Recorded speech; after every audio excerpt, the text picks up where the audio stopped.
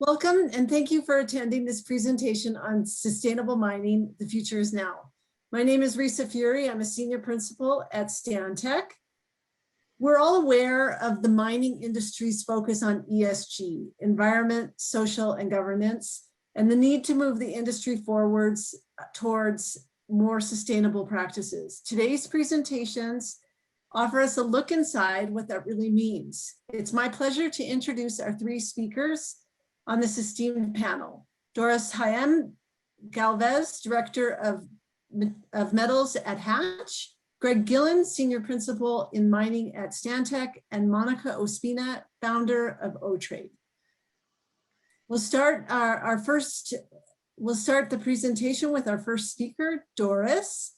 Doris is a chemical engineer with a PhD in metallurgy. She's a director at Hatch and ran the Hatch Europe group until March 2017.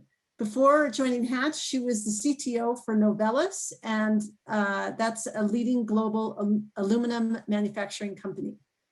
Welcome, Doris. Thank you, Risa. Good morning.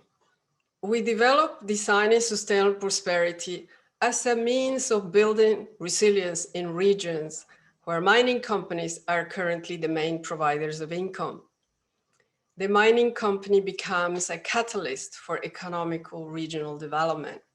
The mining company uses their position to bring all key stakeholders to the table for all to work in a collaborative way to build a sustainable and prosperous economy. If successful, vibrant, long-lasting business should be the result for the regions affected by mining. DSP is a method and a process to achieve an economy that lasts for the foreseeable future, preserves and improves the environment, and improves the quality of life.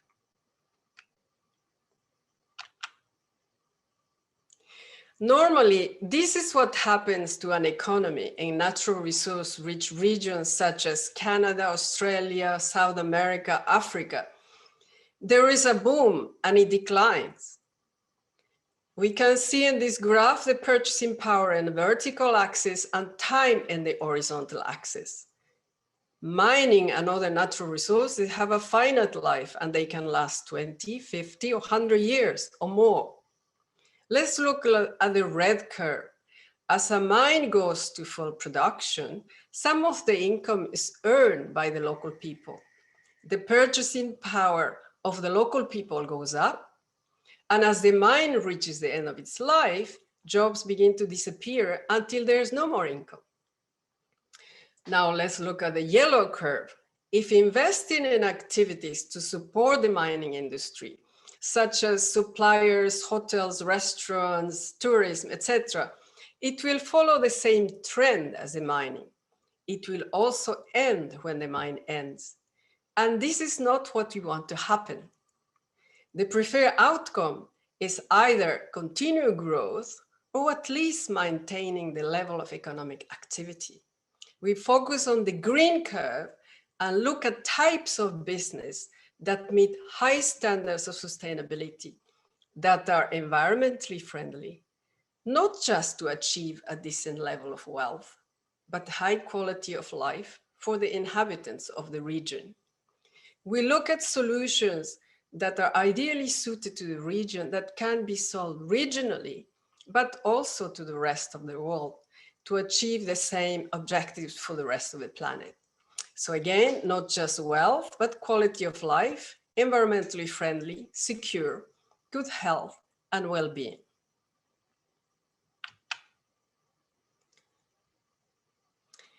We have to understand the market needs. DSP focuses on the specifics of what and how. What innovative, long-lasting businesses the region could focus on to compete in the world market. The world market is competitive, and therefore the need for innovation to penetrate and sustain the entry to the world market. In the future, there'll be more need for industries concerned with protecting the environment and climate change, as you can see in this slide. Innovative technologies are being developed that will shape the future. And disruptive industries are already showing significant growth and changing the way we do things today. Canada has the opportunity to go after these things. Since we are more expensive versus other countries, manufacturing commodity products may not be able to compete in the global market where labor cost can be as low as $1 a day. So the knowledge industry is a good opportunity for Canada. Develop and supply technologies such as new industrial processes, process control automation to operate plants more efficiently and manage complex energy ecosystems. Canada has immense mining resources, many of which are currently inaccessible. Using the SP approach, we could accelerate the development of these mines with diversification in mind from day one. We applied DSP to see how we could accelerate mining in northwestern BC. Using the DSP approach to extend the life of these mines, protecting the environment and the cultures of First Nations.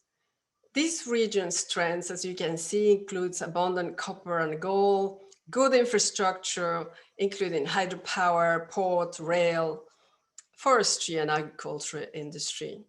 One solution we came up was to set up a collaborative mining economy with shared infrastructure, equipment, maintenance, and using new technologies for remote operations to make these economies more viable, while protecting the environment and collaboration with communities. And also with already clean power, this region could become the center of excellence for low carbon solutions and, for example, power storage.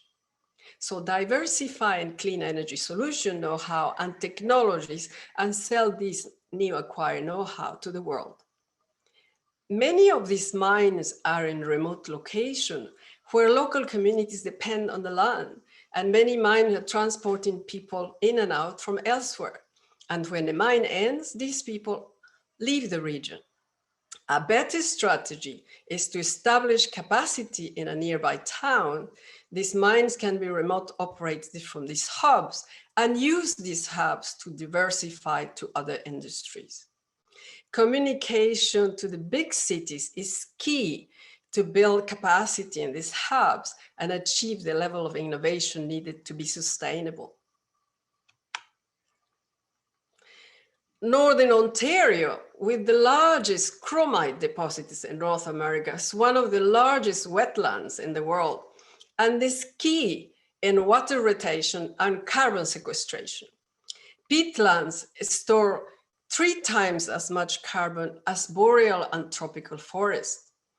Peatlands are the world's refrigerators. We could envisage developing a viable economy with the minimum impact to the environment, a mining economy in this region, and develop a business case to keep the pit bog healthy. This region could become the center of excellence for carbon capture know-how technologies.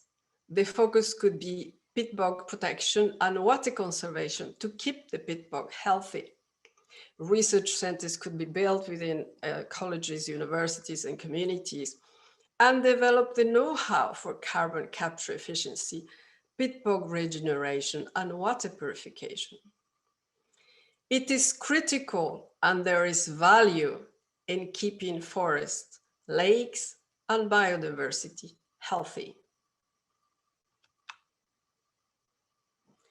In addition, Canada plans to decarbonize by 2050, and it is already an energy hub today. It has the opportunity to diversify more in the clean energy market. Quebec, as you can see, with access to the biggest markets in North America and Europe, and also will be running out of power by 2026. So there is a good opportunity for this region to become a clean energy hub, including hydropower, wind, solar, and hydrogen for regional use and export to perfect the skills to manage this complex renewable power ecosystem through seasons via innovative digital solutions, another opportunity to differentiate in the knowledge industry. There is a potential to grow long-lasting businesses in the economies of Peru and Chile, where more than 40% of copper concentrates in the world are produced. The region will have considerable trouble surviving when mining activity ends, and there is already a severe shortage of water. And as you can see in this map, this region has the best solar potential in the world. Here in Canada, it's blue, so not so good, but still economically viable to make solar energy. But it gets better as you go south, and the best, of course, in this region of Peru and Chile. So they have a unique opportunity to perfect the desalination of seawater with solar energy technology and continue developing to make it viable, and see themselves as developers and not just purchasing the technology from others. There is an opportunity to perfect the technology for desalination of seawater. Once you have water and energy, you can grow agriculture and develop unique products to export to the global market. The DSP method and process is adapted to the needs of the region and the level of development of the region, and natural resources, energy, and skills, etc. For the concept study, as you can see to the right, we build design bases. And depending on the region, we could use geoscience and build integrated natural resource models to visualize subsurface potential, the Earth's formation process, to better understand what else could be done in one region. Layer in mineral systems, sources of water, energy, soil quality, etc. Then adding surface infrastructure, societal data, and climatic data. Also market studies, not just based on supply and demand, but also with scientists who have the pulse of research that is going on in the world to determine what's going to happen in the future and what industries will be needed. And we design solutions, services, products, and technologies that will be needed in the future based on natural resources available, energy and infrastructure needs, and solutions for waste. Once we know what's possible, then education is key for implementation. We have to adapt the educational system to provide the skills and tools to support the diverse industry.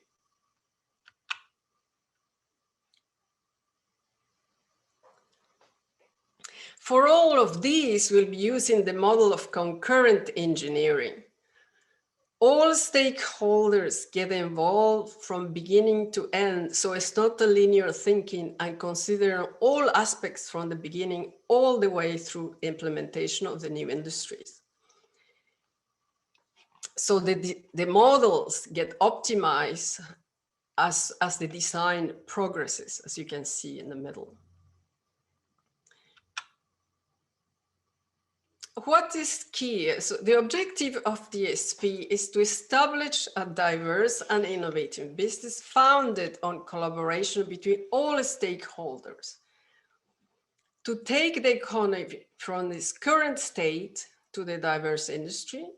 And it's key to acknowledge the core competencies, existing knowledge, cultural, ancestral. We need to learn from that and add the skill necessary to support the diverse industry to target the world market.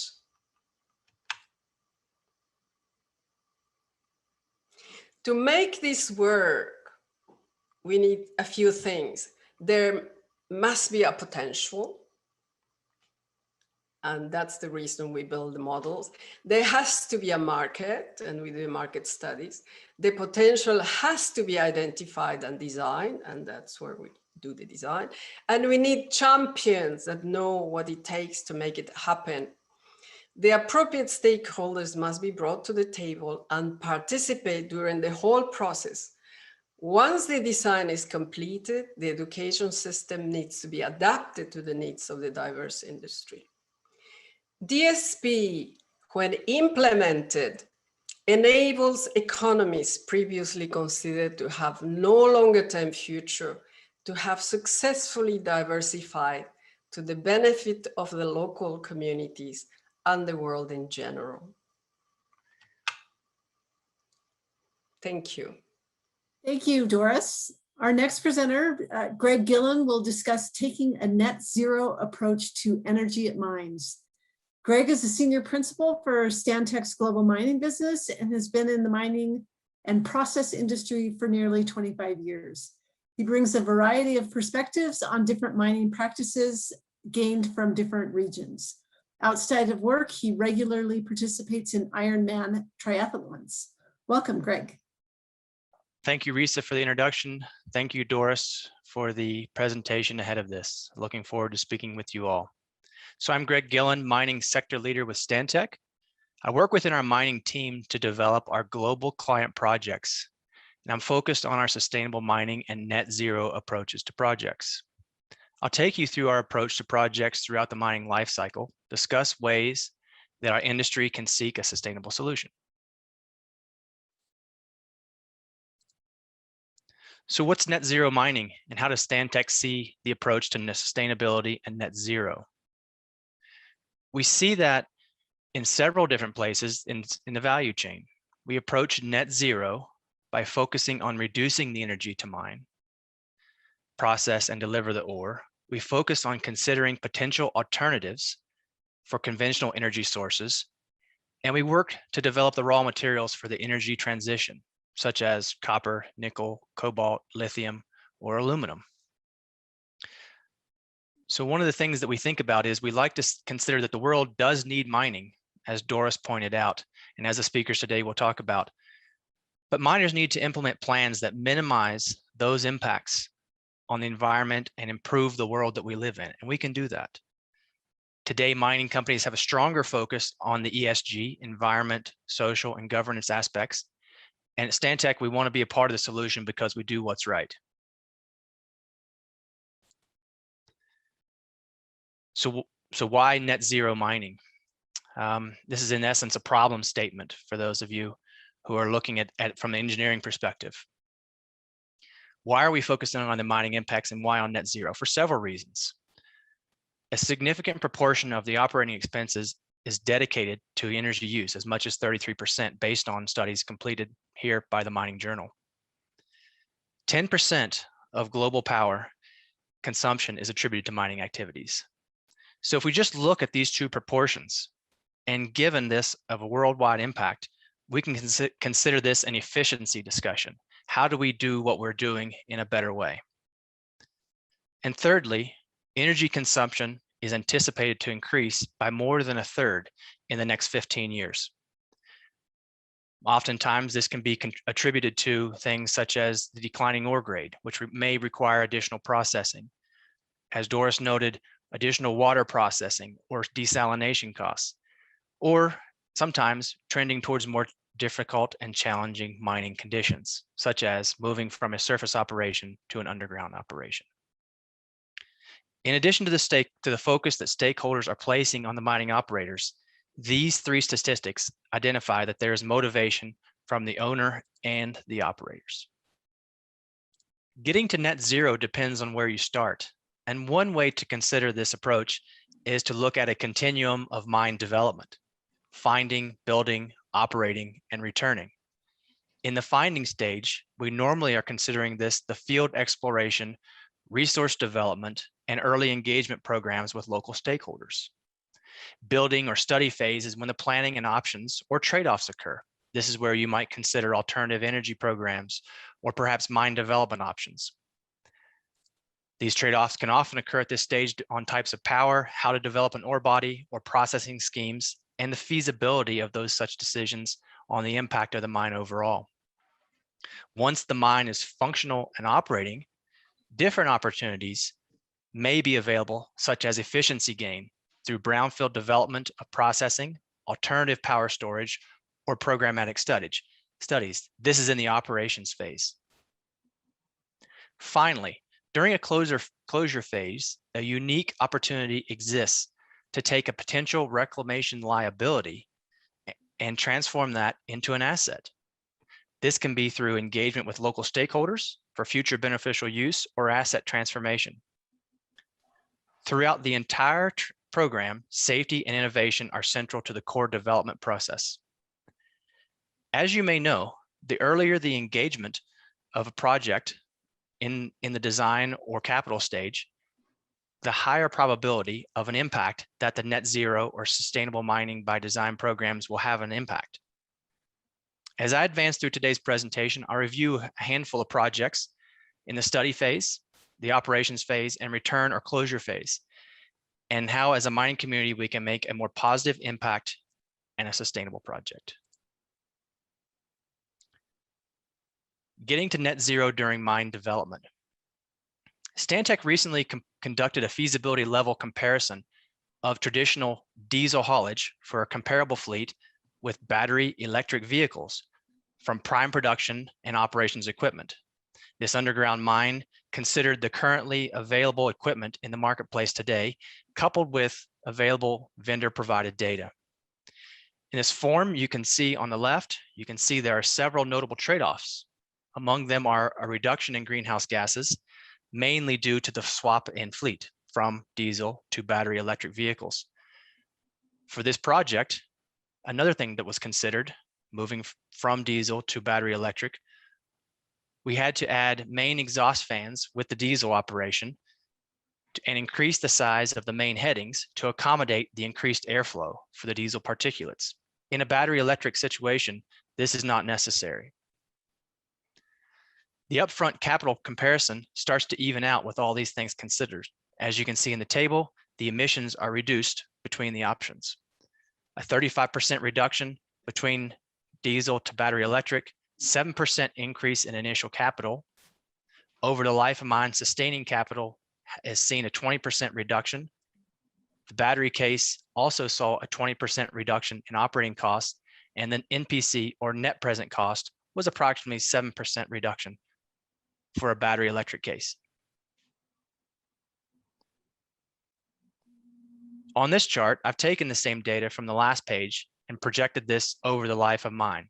Across the bottom axis are the years, and vertical axis is the capital cost. We see that, as I said before, approximately 7% of initial capital higher in the first handful of years, but around year 7, the rate of investment changes, such as the base case diesel investment crosses that intercept with battery electric vehicles. As I mentioned, this is principally due to the longer term development reductions, such as reduced heading volumes, and reduced ventilation demand and consumables for the battery electric case. Next, we move to the next phase. Now we're going to talk about what happens during operations. Within the operational phase, one way to approach net zero is to conduct an energy audit of the potential energy consumed. A project recently conducted on a site in North America, wherein the client and engineering team worked together to establish the electrical energy flow or use per unit function at the mine. This is also taken over to the concentrator and refinery. Within this program, the team worked to identify, monitor, and analyze electrical energy streams and uses, as well as identify those specific areas that might benefit with minimized electrical energy and cost without affecting production. Key thing here is don't impact the end production, but look for ways to bring in more efficiency. So with this project specifically, the outcomes included recommendations to balance the loads, find equipment cycling or sequencing opportunities to maximize efficiency, and as well, recommendations on how to reduce that energy per production output. For example, more efficient screens, more efficient pumps, or perhaps even ramping options as the equipment was brought online. The challenge is often that the initial capital is much less than the future spend. So we're seeing as much as 70 to 80% of the capital involved is is required in the final 20% of those gains. In this project, we saw that a 3% reduction in energy usage in the first year and a 20% projected for the year 3 future development. So getting to net zero during the closure phase can also be an option. Due to infrastructure location and water storage capacity at existing mine sites, they offer a unique opportunity to evaluate the potential of these pits to be reused for hydroelectric powers. Post-closure, the presence of either 1 or 2 pits offers mining companies the opportunity to reconsider those value-added opportunities, as I said earlier, to change a liability perhaps into an asset. Many mine sites around the world are being considered, and in this case, here are 2 specific examples of mines that have been repurposed for hydroelectric power and pump storage. These 2 projects are Eagle Mountain in the US, in California in the US, and on the right is Dinorwig in Great Britain in Wales. This Eagle Mountain project was in the Mojave Desert and was approximately a 1,300 megawatt pump storage project. Dinorwig, on the other hand, is the largest pump storage plant in Western Europe and is constructed in an abandoned slate quarry. Even more impressive is that the total plant capacity is approximately 1,700 megawatts, and the total water storage capacity is about 9 gigawatt hours. I'll take another look here in the next slide to show you what's within this project.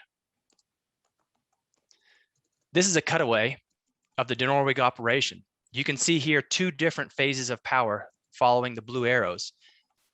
In the generation mode, where the water flow is going down, and in the recharge mode, where sometimes you may pump back up when the water needs to be refilled, pump back up into the upper storage chamber. Some of the key characteristics of this type of operation are the length to head ratio, or the total length of the pump system to the head generated. Usually this likes to be somewhere around 10, but the smaller the better. As well, we like to see unfractured geology. As you can understand, we want to make sure that the water we have in the upper pit remains in the upper pit and therefore reduces and limits the leakage. And obviously, the relative water capacity in the region makes an impact. And finally, the local transmission lines that came into the mine can be used for supplying power to the local grid. The mine can be a positive influencer on reaching net zero emissions. In addition to 3 concepts I went through above, reduction can be sought through ventilation on demand, which, for example, underground mines become a smarter distribution of ventilation volume, or perhaps sometimes optimize material logistics, as I've shown here. The opportunity for hydrogen implementation is high on several key operators and tier 1 global mining companies, as you've seen recent announcements by many of the major mining operations. In summary, consider the phases of the mine life: find, build, operate, and return for alternative approaches to reducing the energy usage, and therefore trending towards our goal of net zero and sustainable mining. Thank you for your time today. Thank you for the opportunity to speak with you about what we're doing. Please be safe and reach out to me with any questions. Thank you, Greg. Our final speaker for this session is Monica Ospina, who's going to present on engagement, collaboration, green energies, and supply chains, paving the way for sustainable mining. Monica Ospina is founder and director of Alltrade. She is a corporate social responsibility and sustainability expert. Her innovative approach transforms conflict into development of human and social capital, as well as value for investors. This approach has helped improve the perception of mining and the well-being of communities in regions around the world. Welcome, Monica. Thank you very much, Resa, and thank you, Doris, and thank you, Greg, for paving the road to talk right now from the community perspective. So what happened from that angle and how important it is to move and have discussions around how to inclusion and diversity translates into the future of mining. So let me just start by sharing a little bit about the angle that we're coming from. Alltrade, we are a socioeconomic development firm solutions and work in implementing solutions that not only ensure productivity for the mining industry, but at the same time, we look to find balance with what is development for communities impacted by the operation. So let's start by, let me take you first to understanding a little bit of what is happening in terms of the world of mining and the trends and changes that are happening in the world. And some of these might become very close to you as you live it and travel and see it in many jurisdictions where mining happens. So the major mineral deposits around the world right now, as you can see in this map, many of them have been found in the developing world, but mostly the opportunities are moving towards the developing world because there are areas that haven't been explored and there are opportunities in the diverse need of minerals.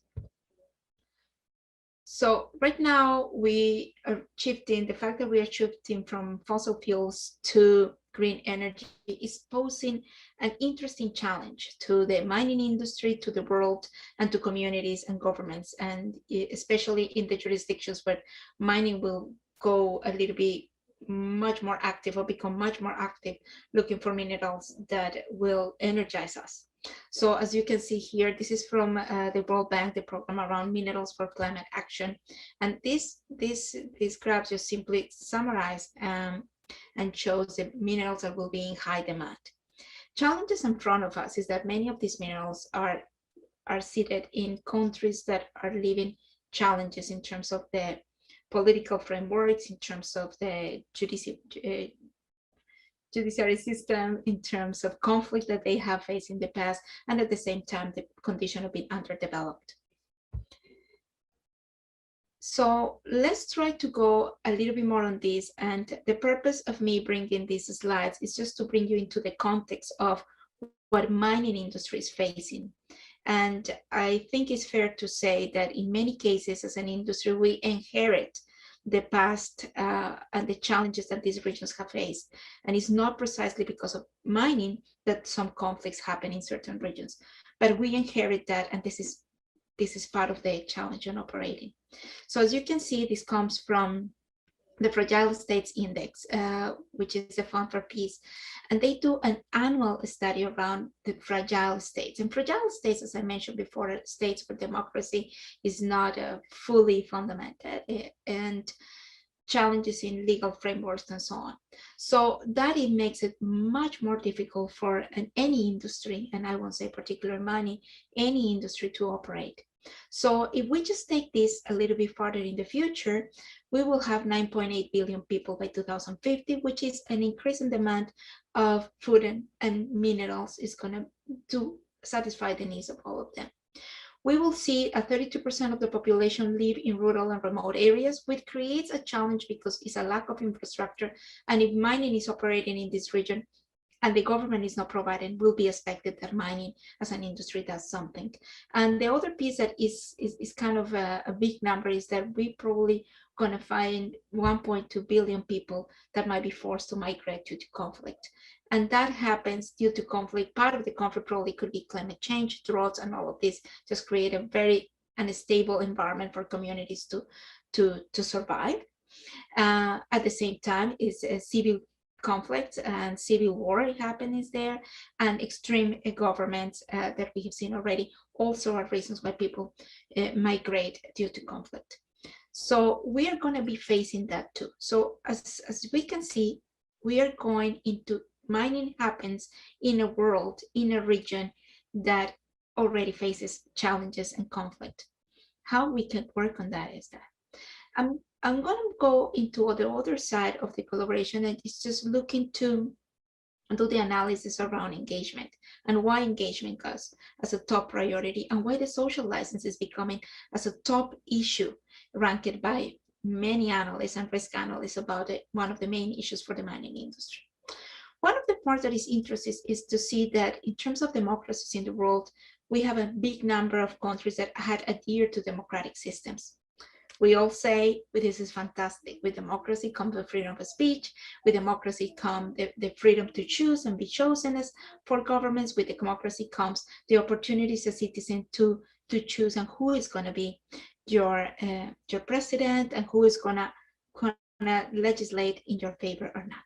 So that has that advantage, and the world has pushed big time around the democracy. And I just bring this because I found it very interesting just to see that in the 50s we only have 804 million people who were part of democratic systems, and right now we are going to 4.1 billion people who are already part of democratic systems. So the number of people, it is increasing around democratic systems. But now let's go to how we use our freedoms. And technology in the last years has created a space for people to express themselves, a space for people to express their opinions, and under democracy, you have the freedom to do it. So this combination represents a bigger voice at the grassroots levels. So this means that if we just combine the use of technology, and I just put it here in the red box, we have today 3.8 billion people that are using social media as a voice to express their concerns, their happiness, their frustrations, and at the same time, it's also an avenue to probably open a space for anti-mining groups, activists, and challenging and sadly misinformation. And the other point is that this exposed the industry for goods and bads. So with all of these numbers and how we're moving is how we handle this, and how engagement and community participation and inclusion is critical part of the mining of the future. I would like to take you to this part, and this is a video taken from one of the projects that we have been participating, and it's just taking us to the reality of mining when it starts. So we start walking, as you can see, we just walk mountains and regions in the search of minerals and potential mineral deposits that could represent an opportunity for many people. But when we go in these mountains, it's amazing how the work of geologists and they find something in this environment is incredible. But at the same time, when we just move it to the human capital perspective and the social capital, we'll see that it's a huge challenge. The remote areas where mining goes represents a challenge for development, represents a challenge to land in conflict, and represent a challenge with governments. In many cases, these regions are totally ignored by their governments because they don't have the capacity to meet their needs. So at the same time that geologists are going through the mountains and exploring and looking for sampling the areas in the search for minerals, on the social angle, that is the angle that I can speak, we're going through the mountains and see that we encounter human settlements. And I will say that this comes in two avenues. It will be regions that probably haven't been explored before, and a lot of the fear and the unknown, it becomes the main risk of communities in so many cases of post projects. Some other cases, sadly, they have bad experiences, in some cases with mining and some cases with other industries, and how the relationship has been created, the level of respect to their rights, respect to the land, respect to their traditions, respect to them as a human beings, just comes in the middle of a challenge of an industry trying to progress. So we go also and explore here and trying to see what could be the social and environmental impacts of the regions where we are going to be looking to work and bring the project. So let's try to see a little bit more about this mining and conflict. In 2014, this was a study made around the cause of conflict. And since then, it's not an update on this, but I think this is an excellent start point of the conversation when it was the very first time was quantified what is the cause of conflict for the industry. And it costs around the $20 million per week. And in some cases, I will say there are so many other factors that cannot be quantified in terms of dollars, but really have an impact in the development in the industry, and at the same time, as an opportunity for communities to develop around an industry becomes an obstacle and challenges. just some of them are the loss of productivity. And I will highlight one thing here. When an industry that comes and is established can be productive, the region progress. And I will connect this to Doris' model. And I totally agree with her in saying that the progress of the communities and society is not dependable on one industry. It depends on the multiplier effect of how technology, knowledge, innovation, markets happen, and trade happens in this, so it can stay longer. Reduces the socioeconomic benefits, which I mentioned, increase the risk for local dispute. It happens a lot because there's some different cultures, crashes around that, levels of education crashes, visions and around what should be done to progress crash, and limits the opportunity for collaboration, which I think that is the greatest loss, is much bigger than the $20 million that have been assessed already. So when we, Harold, sorry. Okay, again. When we go to mining and community conflict, what could be the root causes of the conflict precisely with mining? The first one will be land rights, and land rights is linked to ancestral lands, and is also linked to the challenges that governments have in some countries, and happens a lot in the developing world, in defining land rights for communities who have been just irregular settlements for years. And that is when the industry that comes up formal could create a challenge, an additional layer of conflict in the region, ignoring the impacts that we have on the environment and livelihoods, the lack of community inclusion and participation. And I will say in many cases, we don't understand very well what is inclusion and participation. And that's when we hear communities talking about consultation processes. The uneven distribution of socioeconomic benefits, this will be linked, and very few in certain communities benefit from the opportunity and so many others don't. So that's when we create additional conflict. All of these create distrust, and that nothing worse than a distrust relationship in any type of relationship. Misinformation, and we already talked about how social media could be an additional challenge for misinformation, or could be an excellent opportunity to inform. And one of the things that we notice is that sadly, social management and community engagement processes are taken very informal and not very professional. So that creates a challenge in that case.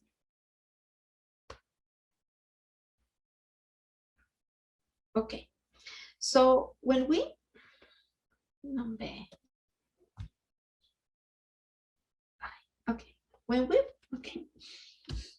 when we build conflict-free environments for collaboration, basically, we really need to create an environment for dialogue. The professional approach to social management is a strict, rigorous discipline process. I always highlight the social sciences as strict in terms of the processes and organization as it is geoscience or any other science. We have to identify with the community what could be the root cause of conflict, what could be, and design and co-design together solutions for collaboration. And this takes time, and this is one of the challenges when we work with the industry, because the industry and the engineering piece, the construction phase, the expectation from investors, the challenges that the company has at the interior in terms of meeting deadlines and managing all of these expectations outside, don't match the time that we need to build a trustworthy relationship with the community.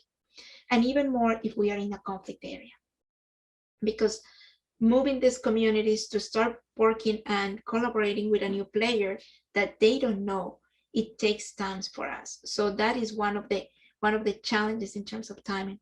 Empowering communities and transparency in reporting is critical part of the conversation to happen.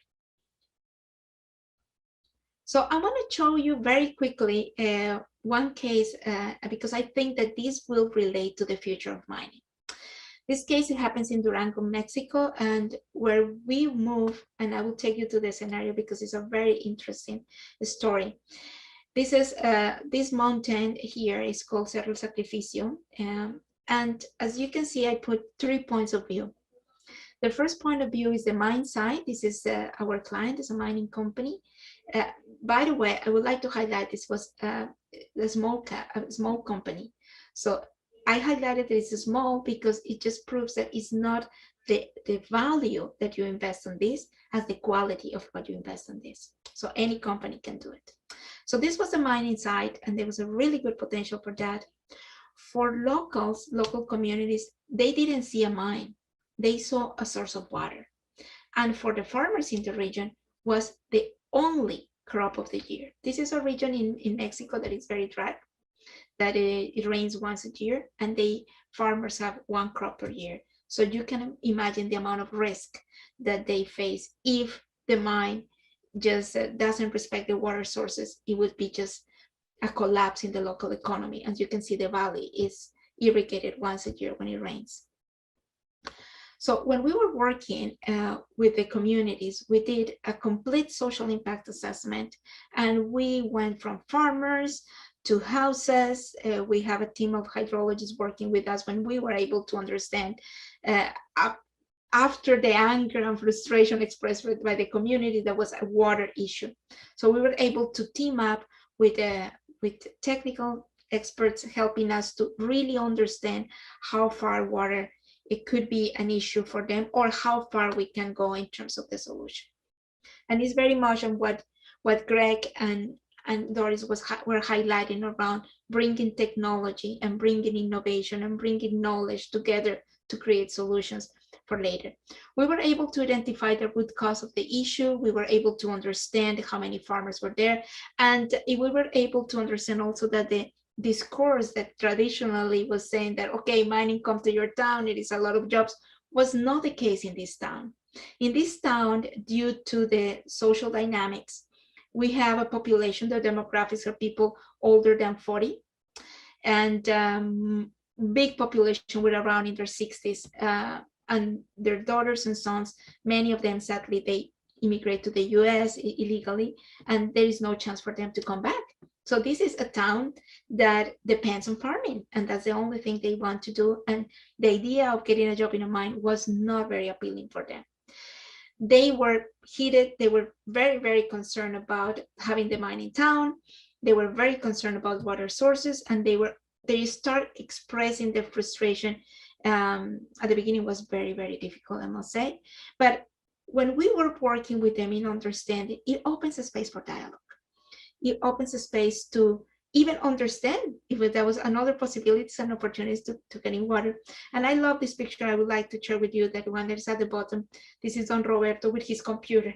And he brought his computer to all the meetings because he wanted us also to understand from what he thinks was technical from his angle. And that was amazing. Actually, it helps a lot in the process. So as a result of this exercise, we were able to work with the engineers in really understanding that 3 sources of water were critical to irrigate the valley. And this was an excellent opportunity for the community to know exactly what was happening. That was a transparency process. And at the same time, was an opportunity for the community to have a voice in seeing what could be done and how effective this could be. And at the same time, for the company was kind of preparing and getting ready to protect the water sources as the strategic point to maintain the social license. So all of this to say that mining of the future is a matter of collaboration. Mining of the future is a matter of sharing ideas and bringing knowledge. And mining of the future is how we can make this happen, all of us together. Thank you very much. Thank you, Monica. So I'd like to have all the panelists join me for a discussion. Panelists, your presentations offer a lot of really great insights into the path forward to make mining a more sustainable industry. And I wonder, maybe Greg, you can start, if you can talk about some of the complicating factors, like what are the obstacles to the net zero mining solution?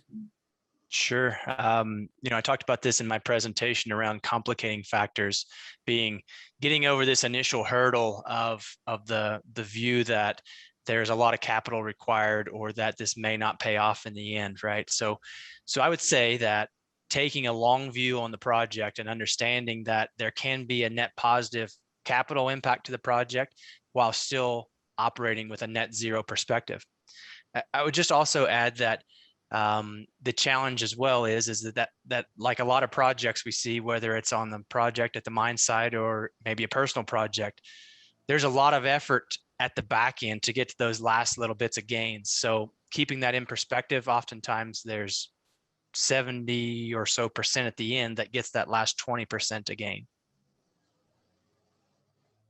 Great, thank you. Doris? Maybe you can answer the same question about the obstacles to designing sustainable prosperity. Thank you. Many of the mining regions are remote and far from markets and lacking the needed infrastructure, making it more difficult to develop an economy. Another aspect is they are not necessarily the right skills, and so lots of training is required. Another obstacle is the typical mindset, thinking short term and being comfortable with a mining-centric economy. But as we all know, mineral resources have a finite life. As soon as a mine arrives, investment arrives to a region, we all have to focus on the legacy and a better world and work from day one to achieve that. For the mining company, the mining project becomes the first step in their sustainability journey, and they become the catalyst for regional economic development. To leave a better world behind when all ends, but they don't do it themselves, otherwise they have to stay forever to last. To be sustainable, locals have to run these long-lasting businesses. It's really a great point. So to that point, Monica, maybe you can also talk about some of the obstacles that we face. Well, one of the beauties of this panel is that we all agree. And that is a plus. Well, I think that I will add, because Greg and Doris are making the statements, fantastic statements already. I will add that time is a constraint, because as I mentioned in my presentation, the time of running an engineering project goes in a very structured way. The time for government is limited to the 4 or 5 years period that they are in the government. So their mindset, and I will add to Doris, is a short-term thinking that doesn't help much in the commitment to lift up a region. And regions are lifted by generations. The regions that are to the level of development that we would like to see is the grandfather paving the road for today's children. So we need that long-term vision that doesn't happen in the time of a government, doesn't happen in the time of engineering project, doesn't happen in the mind of investors that they want to see the profits very soon. And communities are also very anxious. So they want to see the mine tomorrow, and they want to move from the mule to the Ferrari after the presentation is over.